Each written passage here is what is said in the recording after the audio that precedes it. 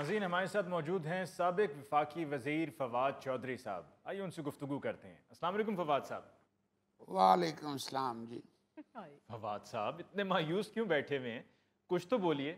नहीं अली साहब, मायूसी तो कोई नहीं है, बस आप सुनाएं, ठीक ठाक हैं, खैरियत से हैं? जी अल्हम्दुलिल्लाह। बच्चों की सुनाएं, ठीक हैं? अल्लाह का शुक्र। सर, अगर बच्चों का ही हाल चाल पूछना था तो टेलीफोन पे ही पूछ लेते। वाद साहब, अगर कोई मसला है तो मुझे बताएं, मेरी बड़ी सलामत है लोगों से।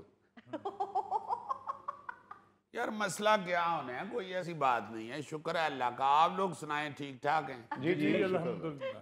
देखें अली साहब, बात यह है कि हालात ऐसे हैं कि आमतौर पे तो मैं ज्यादा बात नहीं करता, बल्कि च्युइंगम चबाता रहता हूँ, वाह। ताकि जबड़ों को एहसास होता रहे कि उन्होंने रेस्ट मूड पे नहीं जाना। मुझे किसी भी वक्त मुंह खोलने की जरूरत पड़ सकती है, जैसे पीटीआई के मौजूदा हालात ने मजबूर कर दिया है कि यहाँ चुप नहीं रहना, यहाँ चिंगम चबाने से ज्यादा बोलना जरूरी है। तो बोले क्यों नहीं बोलते? बोलूंगा इंशाल्लाह, और कफन फाड़ के बोलूंगा। पीटीआई की आदत से आपको बहुत सी शिकायत हैं। देखें अली साहब, मैंने तो बानी पीटीआई को कहा था कि इस टीम के साथ कामयाबी का मौका तो बिल्कुल सिफर है।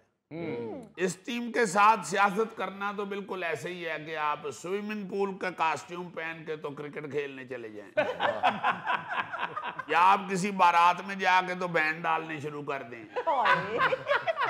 बड़ी अजीबोगरीब पीटीआई की टीम सामने आ गई है। हम लोग तो इनको जानते ही नहीं। इनके साथ तो सियासत करना ऐसी है जैसे आप दादाजी की फौतगी पे ढोलकी और ख्वाजा सरा लेके पहुंच जाएं,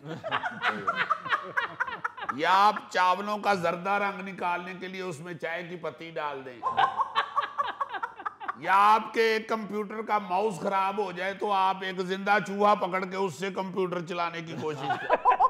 फवाद साहब, आज तो ज्यादा ही तपे हुए हैं आप। और नहीं जी, इनका क्या ताल्लुक है सियासत के साथ? ये तो ऐसे लोग हैं जैसे किसी शादी के ऊपर दुल्हन का कोई कजन आया हो और लड़के वाले और लड़की वालों की लड़ाई हो जाए, बारात वापस चली जाए और वो जो कजन आया हुआ उसकी लॉटरी निकल आए, निकाह उसका हो जाए।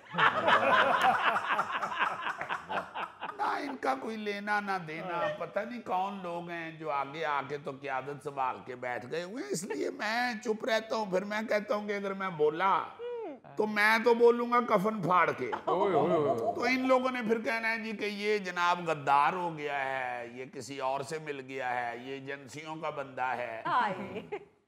भाई बात जो सामने नजर आ रही है वो तो मैं करूंगा, हाँ जी, उस पे तो मैं नहीं हटूंगा। आप खुद बताइए अली मुमताज साहब, आप भी माशाल्लाह अब सीनियर सहाफी हैं, वैसे ही आपकी शक्ल माशाल्लाह 8वीं क्लास के बच्चे जैसी है। वैसे तो आप बड़ी देर के प्रोग्राम कर रहे हैं। अब खुद बताएं, इनमें से आप कितने लोगों को जानते हैं? ये अभी बानी पीटीआई अंदर हुए हैं, जेल हुई है उनको, तो ये सारे ऐसे बाहर निकल आए हैं जैसे बरसात में निकी निकी डंडियां नहीं बाहर आती।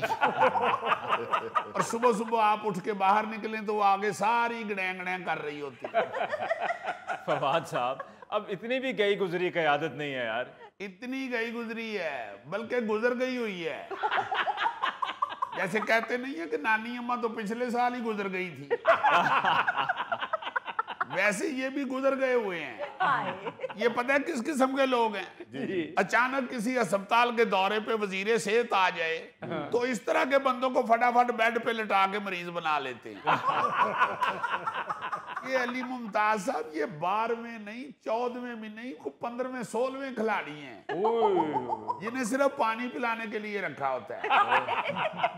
ये तो पानी पिलाने के लिए अंदर आए हैं, बैट्समैन ने इनको कुल्ली करने के लिए बैट पकड़ाया, इन्होंने बैटिंग शुरू कर दी। फवाद साहब, पार्टी को तो चला रहे हैं ना? खाक चला रहे हैं, खामखा अपने आप को ड्राइवर समझना शुरू हो गए हैं। ऐसे ड्राइवर को बस स्टार्ट करके सिर्फ ड्राइविंग सीट पे इसलिए बिठाया जाता है कि सवारियां जल्दी जल्दी बीच में बैठ जाएं, उनको महसूस हो कि ड्राइवर आ गया है। जब बस फुल हो जाती है तो ऐसे बंदे को ड्राइवर आगे उतारता है और खुद बस चलाता है।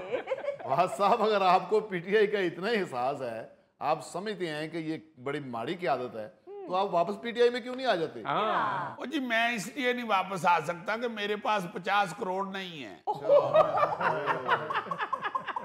वरना दे के पीटीआई में वापस आ जाता। मैंने तो ऑफर भी की थी कि फिलहाल आप 150 रख लें, बाकी मैं दे दूंगा। 50 करोड़ में से सिर्फ 150 रख ले। गौरी साहब, जो पार्टी के हालात हैं फिलहाल इनको थोड़े कोई बहुता समझना चाहिए। मैंने तो कहा है बाकी आहिस्ता आहिस्ता किस्तों में दे दूंगा। नहीं माने फिर मैंने फिलहाल पार्टी से बाहर रहने का इरादा किया है। फवाद साहब, आपको वापस लाने के लिए इनको तो 50 करोड़ पल्ले से खर्चने चाहिए। देखिए ना, ये होती है विजडम वाली बात। अल्लाह जानता है गोगा जी, अगर इन्फेक्शन का डरना होता तो मैंने आपका माथा चूम लेना। आजकल बरसात है ना, जरा एहतियात करनी चाहिए। गोगा आप भी नहीं किसी ਨੂੰ ਮੱਥਾ ਚੁੰਮਣ ਦਿੰਦਾ ਜੀ ਆਪਣਾ। क्यों जी?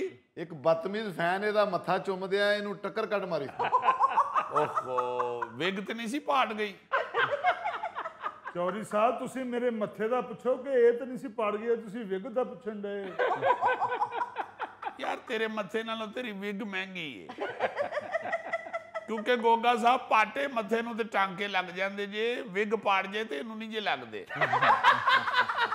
फवाद चौधरी साहब, अब काफी हो गई है, मेरी तरफ जरा तवज्जो फरमाइए। जी जी, मैं तो आपसे ही बात करने के लिए आया था। ये तो फिर दोस्त हैं पुराने, इनसे भी मुलाकात हो गई। उनकी बातों में ना वो वरगला रहे हैं आपको। मुझे ये बताइए कि शेख वकास अकरम साहब पाकिस्तान तहरीक इंसाफ के रहनुमा हैं, उन्होंने आपके खिलाफ 1 अरब रुपए हर्जाने का दावा दायर कर दिया है। ओए होए होए, 1 अरब रुपया ਇਹ 50 ਵਾਲੇ ਕਿੰਨੇ ਹੋਣਗੇ? गौरी साहब, उन्हें दावा किया है, छटा नहीं मारिया। आज ये है अली मुमताज साहब कि उनको ये 1 अरब का नहीं दावा करना चाहिए था, 10-15 अरब का करना चाहिए था। अच्छा। मेरा ख्याल है उनको मेरे बारे में किसी ने सही गाइड नहीं किया, वरना उन्हें पता होता कि मैं तो जिस दुकान से पान सिगरेट लेने जाता हूँ ना जी, वो बिल मेरे आगे रखे तो मैं उसे कहता नहीं यार तेरे को लोग लेने ने, तू तो अपना भरा है। लिहाजा देखें, मैं तो अपनी बात पे कायम हूँ जी। मैं तो अब भी कहता हूँ शेख वकास अकरम ने पूरी केपीके हुकूमत बेच दी है। ये जाली अकाउंट्स चलवा रहे हैं। अच्छा, मुझे तो शक है कि जाली अकाउंट्स में इन्होंने अपना नाम भी सबा रखा हुआ है। फवाद चौधरी साहब, आप भी तो बगैर सोचे समझे हर किसी के बारे में बातें कर दिया करते हैं। अब आप देखें कि आपने मलिक अहमद साहब के बारे में कहा कि खुशामद करना उनकी नौकरी का हिस्सा है। नहीं तो आप बताएं मैंने गलत कहा है? भाई देखिए, खुशामद तो हर नौकरी करने वाले बंदे की नौकरी का हिस्सा है। वो क्या सियाने कह गए हुए हैं कि नौकर की ते नखरा की। मलिक अहमद खुशामद नहीं करेगा तो और क्या करेगा? उसे तो कोई और काम भी नहीं आता। वो क्या अकबर अलाहाबादी का शेर है, हम क्या कहें अहबाब क्या कारे नुमायां कर गए, बीए हुए नौकर हुए पेंशन मिली फिर मर गए। बस इसमें ये इजाफा कर लें, जो घास उनको डाली थी वो सर झुकाकर चर गए। वैसे बानी पीटीआई के बाद आपको पार्टी का सरबराह होना चाहिए था। अली साहब, ये अगर इंटरव्यू दी लेंथ वध जाए तो किधर होरों कट लेना, यह गल जरूर लाना। क्योंकि चौधरी साहब आप कहते हैं तो अभी जो गौरी साहब ने कहा यही बार बार चलाकर प्रोग्राम पूरा कर देते हैं। यार तजवीज तो बहुत अच्छी है, मगर पब्लिक ने समझने इनकी केसेट फंस गई है।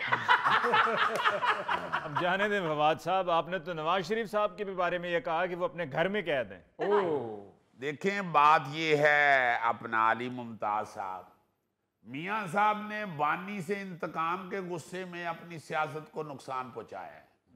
वो घर में ही कैद हैं। कभी आपने देखा कभी उनको बाजार में शॉपिंग करते हुए, या कहीं किसी सिटे वाले की रेडी पे खड़े होकर सिटे को नमक लगवा रहे हो? घर से निकलते हैं मरी चले जाते हैं, मरी से निकलते हैं घर आ जाते हैं।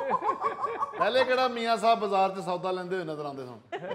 दरअसल फवाद साहब, मियाँ साहब की सेहत इजाजत नहीं देती, इसलिए वो घर में रहते हैं। अली साहब, सियासत का सेहत से कोई ताल्लुक नहीं है। वो क्या किसी ने कहा है, छुटती नहीं है मुंह से ये काफर लगी हुई। कि मेरी तरफ देख लें, छापे पड़ रहे हैं, पुलिसें पीछे चढ़ी हुई हैं, मेरी दौड़ें लगी हुई हैं, मगर बात वही है, छुटती नहीं है मुंह से ये काफर लगी हुई। पहले वैसे ਤੁਸੀਂ ਇੰਨੇ ਸ਼ੇਰ ਨਹੀਂ ਸੀ ਕਹਿੰਦੇ ਹੁੰਦੇ, ਇਹ ਜਦੋਂ ਦੀ ਤੁਹਾਡੀ ਪੁਲਿਸ ਨੇ ਦੌੜ ਲਵਾਈ ਨਾ ਉਦੋਂ ਦੀ ਤੁਸੀਂ ਸ਼ਾਇਰੀ ਸ਼ੁਰੂ ਕੀਤੀ। फवाद साहब, सुनने में आया कि आपको सेनेट के इलेक्शंस के लिए जो पीटीआई की टिकट्स की तकसीम है उस पर भी एतराज है। नहीं जी, एतराज क्या होना है? बानी